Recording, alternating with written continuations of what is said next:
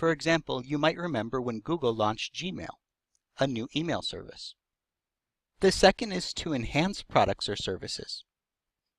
For example, you have Pledge and you add a lemon scent to create lemon scented Pledge. Or you might have noticed enhancements to Facebook over time, another example of this principle of competitive advantage. Organizations can also achieve a competitive advantage by differentiating their products or services, that is, making them more high-end.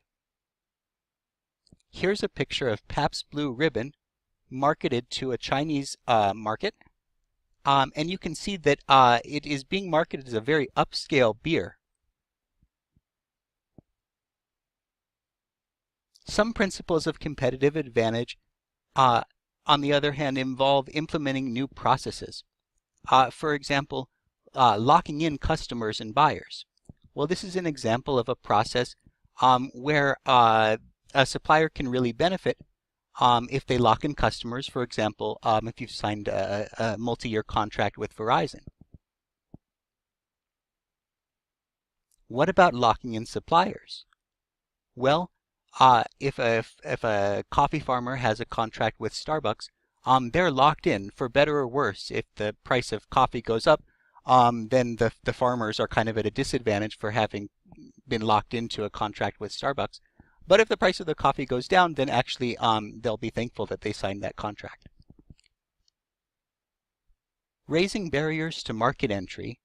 This is an example of a process implementation that is best demonstrated by the pharmaceutical industry. Maybe not best demonstrated, but certainly evident in the pharmaceutical industry.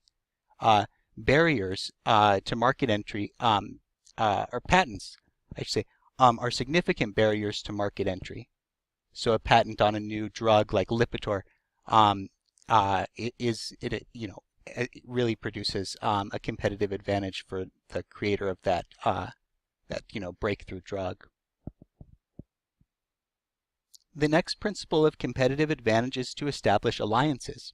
You might have seen this if you've gone into a FedEx, Kinko's, or another establishment where there's an alliance of multiple organizations.